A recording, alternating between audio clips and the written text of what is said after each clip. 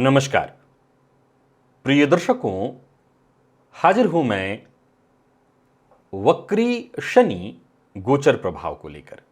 प्रिय दर्शकों, शनिदेव 30 जून 2024 को मार्गी से वक्री होने जा रहे हैं। यहां ध्यान रखें कि 29 तारीख की रात होगी, रात्रि में 12:35 पर शनिदेव कुंभ राशि में रहते हुए ही मार्गी से वक्री हो जाएंगे। चूंकि 29 तारीख की रात्रि अंग्रेजी तारीख के हिसाब से देखें तो 12 बजे के बाद तारीख बदल जाती है, फलतः 30 तारीख। शनिदेव 15 नवंबर 2024 को कुंभ राशि में ही पुनः वक्री से मार्गी होंगे। ये पूरे 139 दिनों का काल है इनका। प्रिय दर्शकों, शनिदेव का ये जो वक्री काल है, ये मेष से लेकर के मीन राशि पर्यंत प्रत्येक राशि के जातकों के लिए कैसा प्रभाव लेकर के आ रहा है, इस विषय पर हमारी बृहद चर्चा जारी है। प्रिय दर्शकों, कल हमने मेष, वृषभ, मिथुन, कर्क, सिंह, कन्या इन 6 राशि के जातकों के लिए शनिदेव के गोचर को जाना था।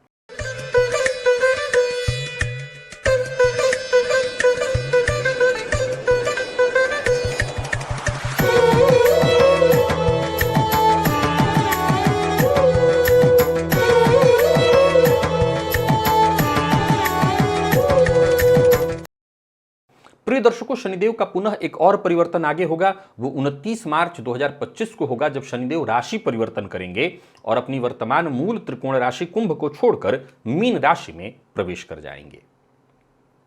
तो चलिए आज की चर्चा हम आगे बढ़ाते हैं। आज पुनः बाकी की जो 6 राशियां हैं उनकी चर्चा है, लेकिन प्रारंभ में जैसे मैंने कल वक्री ग्रह से संबंधित कुछ बातें आपको बताई थी, आज पुनः उस विषय को एक बार समझा देता हूं, ताकि अगर आप नए दर्शक हैं और केवल अपनी राशि को देखने के लिए उपस्थित हैं तो आप जान सकें। प्रिय दर्शकों, ग्रह सदैव मार्गी ही होता है, सूर्य और चंद्रमा की भांति। जैसे सूर्य और चंद्रमा मार्गी हैं, वैसे ही सभी ग्रह मार्गी ही होते हैं। राहु और केतु जो कि वक्री माने गए हैं, वो एक स्थान विशेष है जिन्हें हम धरती से जब देखते हैं तो हमें ऐसा प्रतीत होता है कि वो सदैव पीछे की ओर ही जा रहा है हमसे। क्योंकि हम इन ग्रहों को कहां से देख रहे हैं, तो स्वयं एक यान पर बैठकर, एक ग्रह पर बैठकर, जो कि सूर्य की परिक्रमा कर रहा है। अब यहां ये गौर करने वाली बात है कि कोई भी ग्रह वक्र अर्थात उल्टा, वक्र का ऐसे सामान्य अर्थ टेढ़ा मेढ़ा होता है, टेढ़ा होता है, लेकिन ज्योतिष शास्त्र में वक्र का अर्थ यहां उल्टा से लिया गया है। प्रिय दर्शकों, कोई ग्रह सीधा अपने मार्ग पर जाते हुए पीछे की ओर लौट कर नहीं आ सकता। वो जो परिधि उसकी है उस परिधि में ही चलेगा। लेकिन ज्योतिष शास्त्र दृष्टि विज्ञान है, जो दिखाई पड़े। अब एक और बात है जिस पर मैंने कल चर्चा की थी, पुनः दोहरा देता हूं। पहले तो ये जान लीजिए कि वक्री ग्रह बेहद पावरफुल हो जाता है। याद रखें कि वक्री ग्रह का प्रभाव बहुत ज्यादा होता है, वक्री ग्रह बेहद प्रभावशाली हो जाता है। एक नंबर 2, प्रिय दर्शकों, इस पर मतांतर है कि शनिदेव वक्र अवस्था में और बुरा प्रभाव देने लगते हैं या बहुत अच्छा प्रभाव देने लगते हैं।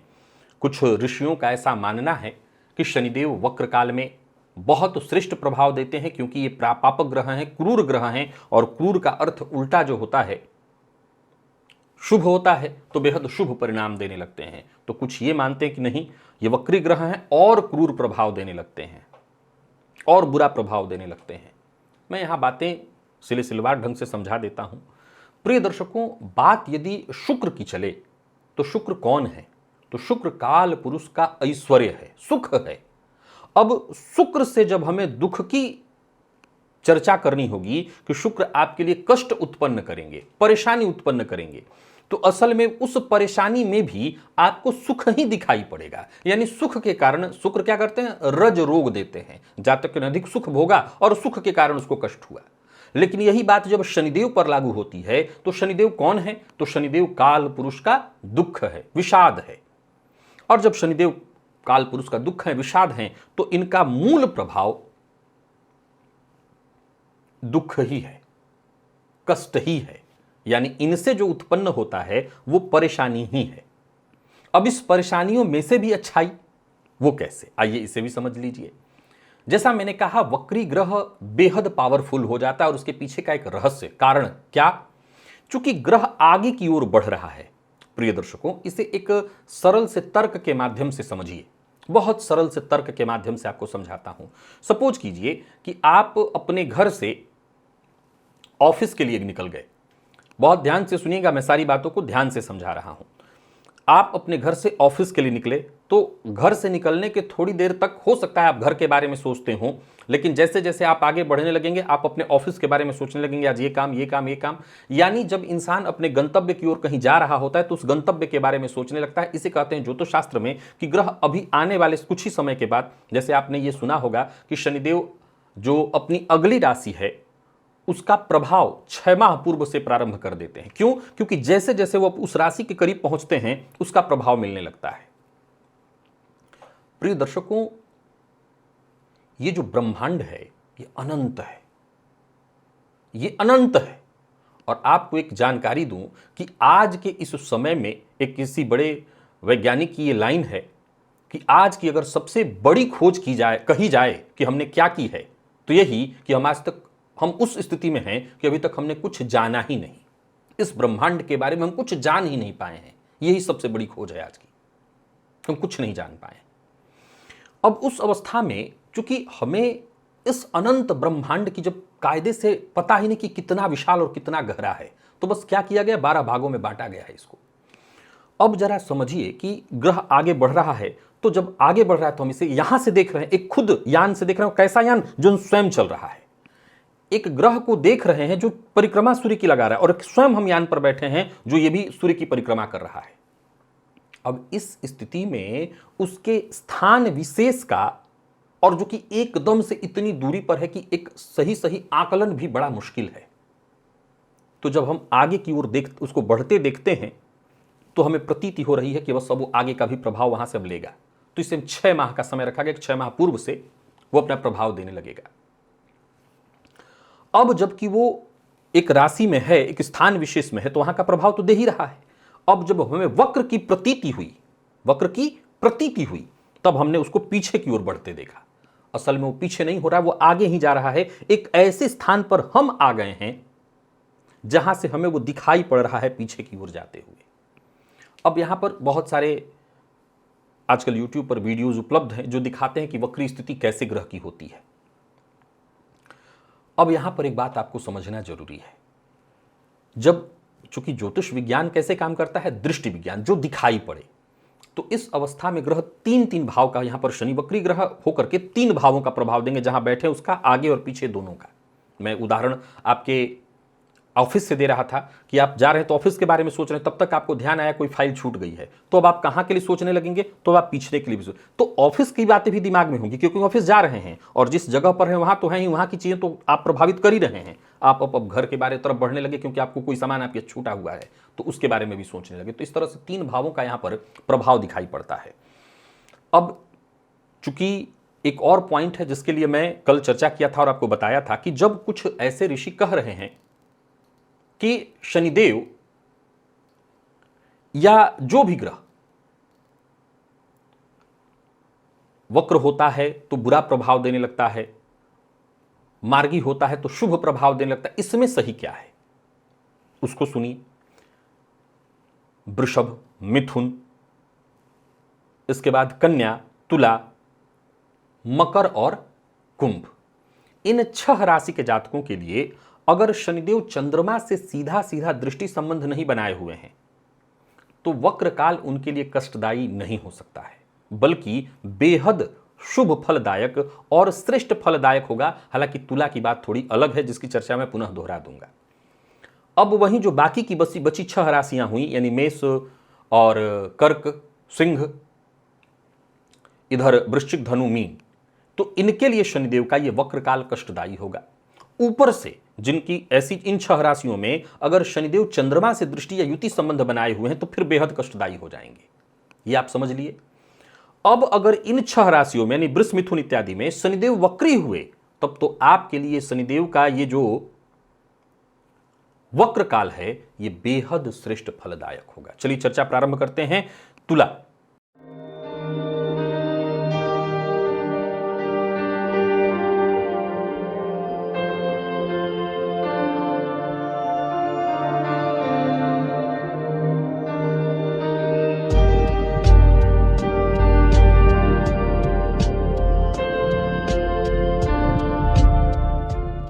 आज 7वीं राशि से प्रारंभ है। तुला के जातकों के लिए मैं बताते रहा हूं, लगातार अकेला मैं हूं जो यूट्यूब पर लगातार कहता रहा कि शनि आपकी राशि से पंचम संचरण करें, जो समय कष्टप्रदायक है, ये ठीक नहीं माना गया। दक्षिण भारतीय ग्रंथ इसके लिए कहते हैं कि पंचम का शनि, देखो देखो पंचम का शनि आया, ये फूटे बर्तनों में भोजन करने के लिए बाध्य करेगा। अर्थात एक ऐसी स्थिति में शनिदेव ला खड़ा करते हैं जहां जातक का सब कुछ छीनने की स्थिति में आ जाता है। ये ठीक नहीं माना गया।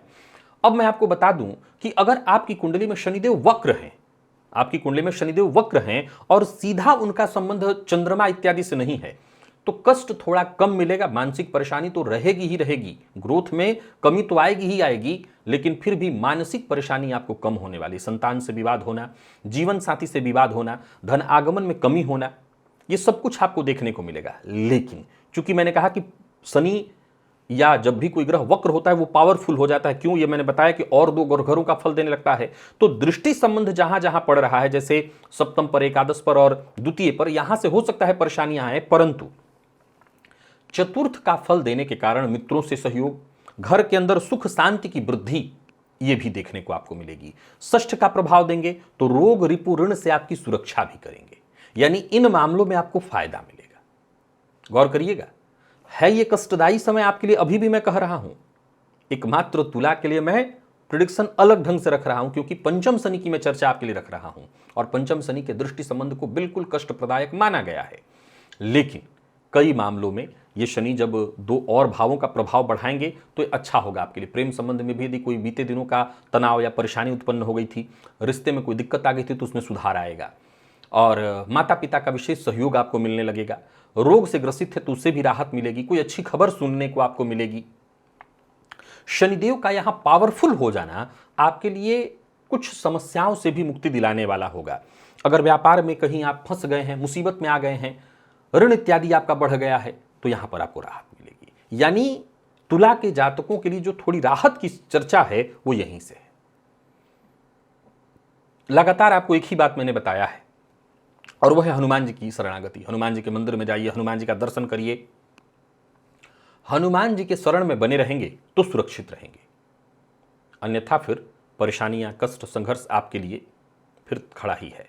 वृश्चिक के जातकों के लिए देखा जाए तो एक साधारण चर्चा तो आप सुन ही चुके हैं कि कष्ट प्रदायक होगा, लेकिन ध्यान से बातों को सुनिएगा, क्योंकि वृश्चिक के लिए शनिदेव चतुर्थ में, शनि की ढैया चल रही है आपको, परंतु चतुर्थ में शनि स्वगृही है, तो शश महापुरुषों का भी आपको प्रभाव गोचर में मिल रहा है। याद रखिए कि गोचर में बनने वाले योग, जो राजयोग हो या दुर्योग हो, वो विशेष रूप से तब प्रभावी हो जाते हैं जब वैसी ही कुछ स्थिति जन्म कुंडली में भी बन रही हो।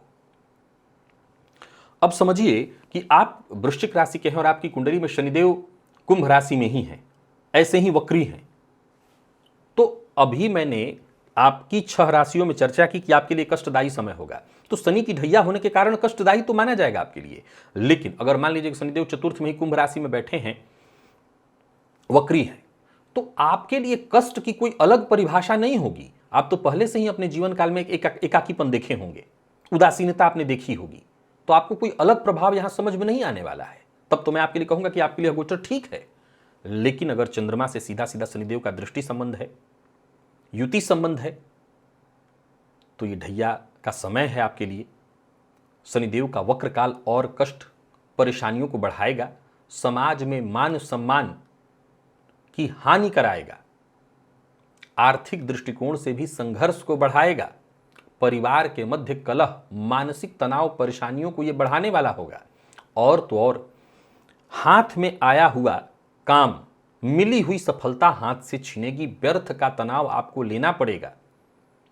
यानी ऐसी स्थिति उत्पन्न होगी कि आप मानसिक रूप से परेशान हो और उस मानसिक परेशानी और तनाव के कारण आपके स्वास्थ्य पर बुरा प्रभाव पड़े, खर्च बढ़ेगा, घर में ऐसे मेहमानों का आवागमन जिनकी आपको कोई विशेष चाहत न हो, इनके चलते भी आपको परेशान होना पड़ेगा, इन पर व्यर्थ व्यय करना पड़ेगा। कोई ऐसी खबर भी आपको सुनने को मिलेगी जो आपको मानसिक रूप से तोड़ दे। कुल मिलाकर के देखें तो यह समय मानसिक रूप से आपको परेशान तो करेगा, थोड़ा धैर्य रखना पड़ेगा, थोड़ी सावधानी बरतनी पड़ेगी, शांति के साथ ही इस समय को व्यतीत करने का आपको प्रयत्न करना है। उपाय है, और उपाय बहुत सरल है, जो मैं लगातार आपको बता रहा हूं, हनुमान जी की शरणागति। हनुमान जी के मंदिर में जाइए, उनका दर्शन करिए, पीपल वृक्ष की जड़ को जल से सींचिए शनिवार के दिन विशेष रूप से। शनि मंगल दोनों दिन हनुमान जी का दर्शन करिए जाकर के, सुरक्षित रहेंगे। धनु के जातकों के लिए देखा जाए तो शनिदेव का यह गोचर आपकी राशि से तीसरे में है और यहां भी शनिदेव का अच्छा प्रभाव है। ध्यान से सुनिएगा, अच्छा प्रभाव है, परंतु यह बात तब मानी जाएगी जब आपकी कुंडली में भी शनिदेव यहां पर दिखाई पड़ रहे हो। पहले देखिए कि आपकी कुंडली में शनिदेव हैं कहां, क्या कि चंद्रमा इत्यादि से दृष्ट हैं, चंद्रमा से युति बनाए हुए हैं, तब शनिदेव का यह वक्र काल आपको मानसिक परेशानी देगा, आपको कष्ट देगा, आपको संघर्ष देगा, आपको संघर्ष देगा, परेशानियों को देगा। लेकिन अगर ऐसा नहीं है, आपकी जन्म कुंडली में अगर देखा जाए या चंद्र कुंडली के आधार पर भी देखा जाए तो आपकी कुंडली में यदि ऐसी स्थिति है कि शनिदेव कुंभ से ही संबंध बनाए हुए हैं और कुंभ में वक्र अवस्था में है, तब कहीं ना कहीं यह गोचर आपके लिए मैं बढ़िया कहूंगा, आपके पुरुषार्थ में वृद्धि कराने वाला कहूंगा, आलस्य से मुक्ति दिलाने वाला कहूंगा। चूंकि अब गौर करिए तो यहां शनिदेव का जो प्रभाव होगा, एक घर आगे यानी वो कहीं एक घर आगे जो है चतुर्थ भाव, एक घर पीछे धन भाव, तो इन दोनों को प्रभावित करेंगे, तो भूमि भवन वाहन के सुखों में वृद्धि करेंगे और साथ ही साथ पीछे वाले भाव को प्रभावित करेंगे, तो संचित धन को बढ़ाएंगे। कई बार ऐसा देखने में आया है कि आपके पास पैतृक संपत्ति थी, आप बेचने के लिए प्रयत्नशील थे, बात नहीं बन पा रही थी, अभी बन जाएगी। आप उस संपत्ति को बेचकर उसके बदले और संपदा खरीद सकते हैं, तो ये आपके लिए बहुत अच्छा हुआ।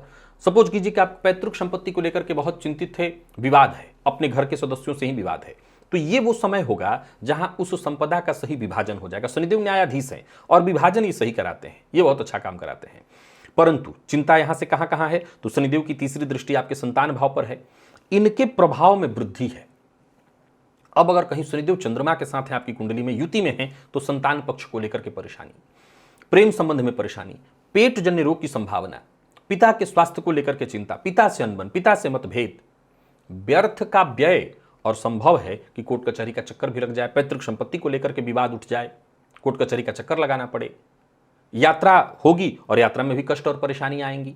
देखिए बहुत ध्यान से सुनिएगा, ये परेशानियां शब्द जब मैं कह रहा हूं तो यहां पर मैं दो बातें रख रहा हूं, एक कि शनिदेव चंद्रमा इत्यादि से दृष्ट हो, बाकी थोड़ा सा कम करिएगा, चंद्रमा से दृष्ट युक्त होंगे तो परेशानियां बहुत ज्यादा होंगी, अगर युक्त दृष्ट नहीं है तो परेशानियां थोड़ी कम होंगी। और शनिदेव वक्र अवस्था में कुंभ राशि में ऐसे ही बैठे हैं आपकी कुंडली में और दृष्टि चंद्रमा से नहीं है, युति नहीं है, तो यह गोचर ठीक है, तब आपके काम बनेंगे, यात्रा आपके लिए लाभप्रद होगी, जो भी काम आप हाथ में लेंगे उसे पूरे मन से करेंगे और उसमें आपको सफलता भी मिलेगी। शुरुआत में कामों में थोड़ी गति धीमी होगी, लेकिन आप उसे आगे जैसे जैसे लेकर के बढ़ेंगे उसमें आपको सफलता मिल जाएगी। माता पिता से भी विशेष सहयोग मिलेगा, यात्रा इत्यादि करते हैं तो वहां भी आपको लाभ मिलेगा।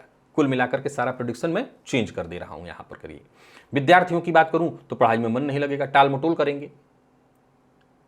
और अर्थ के दृष्टिकोण से देखें तो धनागमन तो खैर होने वाली है, धन संचयन भी है, लेकिन ये उनके लिए जिनकी कुंडली में शनिदेव कुंभ राशि में ही वक्र अवस्था में ऐसी स्थिति में दिखाई पड़ रहे हैं। नहीं तो धन आगमन तो नहीं होगा, धन व्यर्थ का व्यय होगा, जिसके चलते भी थोड़ी परेशानी होगी। उपाय हनुमान जी की आराधना सबसे सरल उपाय है। हनुमान जी के मंदिर में जाइए, उनका दर्शन करिए, बजरंग बाण का पाठ करिए। गलत कार्यों को करने से भी शनिदेव बुरा प्रभाव देने लगते हैं और जो दबे कुचले कमजोर वर्ग है उनका अनादर करने से, उनका अपमान करने से भी शनिदेव बुरा प्रभाव देने लगते हैं। मकर के जातकों की यदि हम बात करें तो शनिदेव का यह गोचर आपके राशि से दूसरे है, उतरती 7.5 की आखिरी ढैया है ये। शनिदेव के इस वक्र काल से आपके लिए कुछ अच्छा कुछ बुरा दोनों है, जिसे आपको समझना चाहिए। शनिदेव आपके लिए विशेष प्रभावशाली हो गए हैं, इनका ये वक्र काल आपके लिए विशेष प्रभाव उत्पन्न करेगा, जहां शनिदेव तीसरे का भी फल देंगे, आपके लग्न का भी फल देंगे और धन का दे रहे हैं। तो लग्न के प्रभाव के चलते कई सारे आपके कार्यों में, कई क्षेत्रों में आप अपने आप को, अपना वर्चस्व बढ़ाने का मन करेगा और आप काम भी करेंगे। चूंकि 7.5 का ये जो तीसरा चरण है, ये कहीं ना कहीं मानसिक तनाव और परेशानी तो दे ही रहा होगा, लेकिन इससे थोड़ी आपकी तनाव और परेशानी भी कम होगी और उम्मीद जगेगा कुछ और अच्छा करने का, कुछ और अच्छा पाने का। चाहे वो कर्ज से परेशान हो तो मुक्ति, चाहे व्यापार बढ़िया न चल रहा हो तो वहां पर सफलता। स्वास्थ्य का आपको ध्यान रखना होगा। आपके विरोधी खूब कोशिश करेंगे आपको नीचा दिखाने की, आपको कष्ट में डालने की, लेकिन वो भी कुछ ज्यादा कर नहीं पाएंगे। हां, आपको अपने स्वास्थ्य का ख्याल रखना होगा, खान पान पर ध्यान देना होगा, स्वास्थ्य का ख्याल रखना होगा, चोट चपेट न लगे इस बात का विशेष रूप से ख्याल रखना होगा, लंबी दूरी की यात्रा से आपको बचनी होगी। तो कुछ ध्यान तो आपको देना ही है, बाकी यह गोचर ठीक है। अब जरा समझिए, शनिदेव की तीसरी दृष्टि कहां पड़ेगी? चतुर्थ भाव पर, यह माता का घर है। तो माता के स्वास्थ्य में परेशानी, माता के जोड़ों में दर्द इत्यादि की शिकायत होगी। यह मित्र का भी भाव है तो संभव है कि मित्र से अनबन हो जाए, मित्र से धोखे की स्थिति उत्पन्न हो जाए, तो यहां पर थोड़ा सचेत होना पड़ेगा। अब शनिदेव की 7वीं दृष्टि अष्टम पर है, तो आठवें पर दृष्टि बहुत अच्छा माना गया है, आयु के दृष्टिकोण से बढ़िया है। कोई अब आयु की वृद्धि कैसे होगी? लंबे समय से कोई रोग आपको चल रहा था, उससे आपको मुक्ति मिल जाएगी, तो आयु वृद्धि होगी। किसी बात को लेकर के बहुत टेंशन में थे, उससे मुक्ति मिलेगी, तो आयु वृद्धि होगी। कुछ आकस्मिक कार्य बनेंगे, आकस्मिक धनलाभ के योग बनेंगे, शेयर मार्केट इत्यादि से विशेष धनराशि कमाने के अवसर बनेंगे, क्योंकि शनिदेव की लाभ भाव पर भी दृष्टि होगी। तो चूंकि धन में बैठकर के लाभ को देखेंगे, अष्टम पर देखेंगे, तो आकस्मिक धनलाभ की स्थिति को बढ़ाएंगे। और मैंने जैसा कहा कि अति पावरफुल हो जाने के चलते ये आपके लिए सबल बनेंगे, सहयोगी बनेंगे। उपाय, हनुमान जी की आराधना बस करनी है आपको। वैसे भी आपको शनि की 7.5 की आखिरी ढैया चल रही है। पीपल वृक्ष की जड़ को जल से सींचिए। समय समय पर जब शनिदेव का कोई विशेष अवसर होता है तो मैं शिव मंदिर में जाकर के शिव जी के अर्घ्या के नीचे तेल चढ़ाने की प्रक्रिया आपको बताता हूं, तो वो भी आप करिएगा, उससे भी आपको राहत मिलेगी। कुंभ के जातकों के लिए देखा जाए तो शनिदेव का यह जो वक्र काल है यह आपकी राशि पर है। अब यहां गौर करिए तो शनिदेव 2 ग्रहों के नक्षत्र में, गुरु और राहु के नक्षत्र में संचरण करेंगे। कुंभ राशि को शश महापुरुष योग का लाभ तो मिल रहा है, इसमें कहीं कोई दो मत नहीं है, परंतु ये देखिए कि आपकी कुंडली में चंद्रमा शनि का कोई सीधा संबंध तो नहीं है, दृष्टि संबंध या युति संबंध तो नहीं है। अगर है तो फिर परेशानी आप देखेंगे, नहीं है तो चिंता की कोई बात नहीं। शनिदेव थोड़ा व्ययाधिक्य कराएंगे। इस गोचर से जब शनिदेव वक्र हो जाएंगे, बेहद पावरफुल होंगे, उस अवस्था में थोड़ा सा आपका खर्च बढ़ा देंगे, क्योंकि जब 3 भावों का प्रभाव देंगे तो आगे का भी, जहां बैठे हैं वहां का भी और पीछे का भी, तो व्ययाधिक्य से आपको चिंता होगी, भाग दौड़ थोड़ी बढ़ जाएगी, व्यर्थ की यात्राएं करनी पड़ेंगी, उन कार्यों में अपनी एनर्जी को वेस्ट करना पड़ेगा जिनकी बहुत आवश्यकता नहीं है। साथ के लोगों के साथ भी कहीं ना कहीं ऐसा अनुभव होगा कि उनके साथ रिश्ते थोड़े बिगड़ रहे हैं। कुल मिलाकर के मैं ऐसे कहूं तो इस समय थोड़ा कठोर होगा, लेकिन खराब नहीं। इसका फायदा आपको कई तरह से मिलने वाला है और बहुत मिलने वाला है। तीसरे पर शनिदेव की तीसरी दृष्टि होगी, यह आपके लिए अच्छा है, आपके पुरुषार्थ में वृद्धि कराएंगे। सप्तम पर दृष्टि से कुछ परेशानी उत्पन्न होगी, जैसे जीवन साथी के स्वास्थ्य में परेशानी, घर से कुछ अलग भी रहने का मन करेगा या अलग होंगे। तो वहीं 10वीं पर दृष्टि पिता से अनबन तो जरूर कराएंगे, लेकिन कार्य क्षेत्र के लिए बुरा नहीं है। यानी कुल मिलाकर के कुंभ राशि के जातकों के लिए ये जो मध्य 7.5 की जो मध्य ढैया है, तो वह ऑलरेडी चिंता उत्पन्न तो कर ही रही है। ऐसा तो हो नहीं सकता कि चिंता का भी कोई नया स्वरूप आपके सामने आने वाला है, परेशानियों का एक नया स्वरूप आने वाला है। चिंता परेशानी जो थी वही आपके साथ रहने वाली है। संभव है कि कार्यक्षेत्र में जो अवसर आपको मिलने चाहिए थे, जिसका आपको अनुमान था, उसमें थोड़ी डिले हो जाए, देरी ना नहीं है, पर फिर भी राय मेरी यही है कि 7.5 का अपना दुष्प्रभाव है, जिसके चलते कहीं ना कहीं चिंता, मानसिक अशांति, एक व्यथा शब्द है, व्यथा, व्यर्थ की चिंता, वो लगी रहती है, वो लगी रहेगी। तो इसका आपको ख्याल रख लेना है। अच्छा, व्यर्थ का व्यय किसको कहते हैं? अब जैसे सप्तम पर शनिदेव की दृष्टि पड़ेगी तो जीवन साथी के स्वास्थ्य में परेशानी उत्पन्न होगी। अब डॉक्टरों के यहां पैसे जाएंगे, ये व्यर्थ का व्यय है। सपोज कीजिए आप पार्टनरशिप में व्यापार कर रहे थे, अब इसी समय पार्टनर से अनबन हो गया, पार्टनर ने कहा मेरा हिस्सा निकाल के दे दो। अब मान लिया जाए कि 7.5 के चलते व्यापार डाउन चल रहा है, अब उसने कहा मेरा हिस्सा निकाल के दे दो, तो अगर उस हिस्से से, व्यापार से उसका पैसा निकाल दिया जाए तो व्यापार डूबने की स्थिति में आ जाएगा। तो इन सब चीजों के लिए चिंता भी आएगी और व्यर्थ की बर्बादी भी यहां होगी। सपोज कीजिए कि आप कोई नया व्यापार हाल फिलहाल में ही शुरू किए हैं, तो ऑलरेडी 7.5 के दौर में शुरू किए हैं तो टेंशन परेशानी तो होगी, लेकिन अब कहीं अगर चंद्रमा शनि के साथ आपकी कुंडली में युति या दृष्टि संबंध में है तो फिर यहां पर रिजल्ट अच्छा नहीं होगा, बल्कि आपका पैसा भी बर्बाद होगा और संभवतः कहीं ऋण इत्यादि लेकर के काम आपने शुरू किया है तो आप और मुसीबत में पड़ जाएंगे। सावधानी क्या है? उपाय है, हनुमान जी की शरण में आ जाइए, हनुमान जी का दर्शन करिए, शनिवार मंगलवार को उनके मंदिर में जाकर के उनका दर्शन करिए, पीपल वृक्ष की जड़ को जल से सींचिए। इससे बड़ा रामबाण उपाय आपको नहीं मिल सकता, ये करिए। और बाकी वक्त वक्त जो जरूरतमंद है उनकी भी मदद करिए। बस मीन के जातकों के लिए शनिदेव का यह गोचर 12वें में है। आप जानते हैं 7.5 की ये प्रथम ढैया वाली स्थिति है आपके लिए। अब गौर करिए तो वैसे तो 7.5 की जो प्रथम ढैया होती है बहुत कष्टदायी नहीं होता है, लेकिन अभी मैं प्रारंभ में ही कह चुका हूं कि मीन राशि है तो ये कष्ट बढ़ाएंगे, परेशानियां आपकी बढ़ेंगी। तो परेशानियां तो है। 7.5 की प्रथम ढैया में होता क्या है? असल में 7.5 के प्रथम ढैया में शनिदेव 12वें में होते हैं आपके, और यहां बैठे शनिदेव की दृष्टि धन भाव पर पड़ती है, तो आप जानते हैं शनिदेव की दृष्टि कैसी है, विच्छेदात्मक है। विच्छेद, और कैसी दृष्टि डाल रहे हैं, तो नीचे दृष्टि डाल रहे हैं, तीसरे भाव पर, नीचे वहां पर मेष राशि बनी हुई है। अब ये व्यर्थ का व्यय, और वो भी कैसा व्यय कराएंगे, ऐसा व्यय कराएंगे जहां आपका संचित धन बर्बाद होने लगे। तो ये बहुत कष्ट की स्थिति होती है जब संचित धन का नाश हो। एक, अब यहां से शनिदेव की दृष्टि षष्ठ भाव पर पड़ेगी, और रोग रिपु ऋण, इससे आपकी सुरक्षा करेंगे। ये बात हमेशा ध्यान रखिए, भले शनिदेव, ये बात कभी नहीं भूलना चाहिए कि ग्रह अपना प्रभाव और स्वभाव बदलता नहीं है। ऐसा नहीं है कि ग्रह टारगेट करके किसी को कष्ट देता है। अब यहां गौर करिए तो शनिदेव षष्ठ पर देख करके जो अपना प्रभाव देते हैं, रोग रिपु ऋण से रक्षा वो करेंगे, पर शनिदेव की 10वीं दृष्टि कहां पड़ेगी, तो आपके नवम पर पड़ेगी।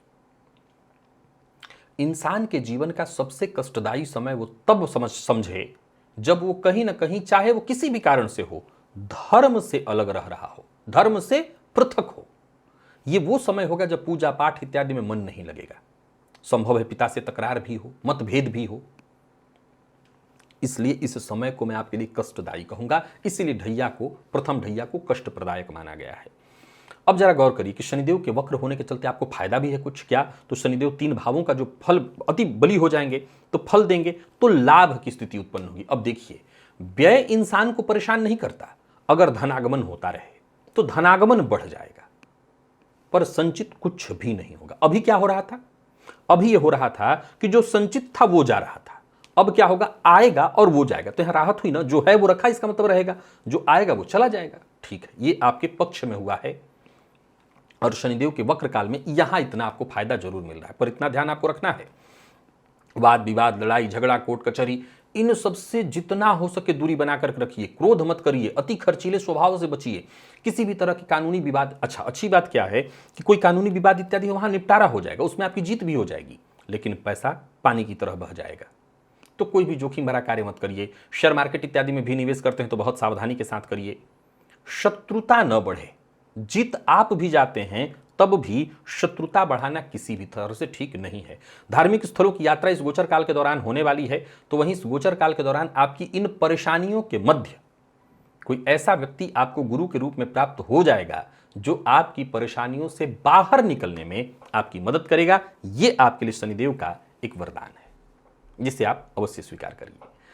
बाकी देखा जाए तो उपाय वही है, हनुमान जी के दर्शन करिए, हनुमान जी के मंदिर में जाइए, उनके मंदिर की साफ सफाई करिए, उनका दर्शन करिए, पीपल वृक्ष की जड़ को जल से सींचिए, घी का दिया जलाइए पीपल वृक्ष के जड़ में। बस ये वो उपाय हैं जिससे आपको फायदा मिल जाएगा। और बाकी जरूरतमंद इत्यादि हों जिनकी आप मदद कर सकते हो वो करिए, अन्याय किसी के साथ मत करिए अगर चाहते हैं कि शनिदेव आपके साथ न्याय करें।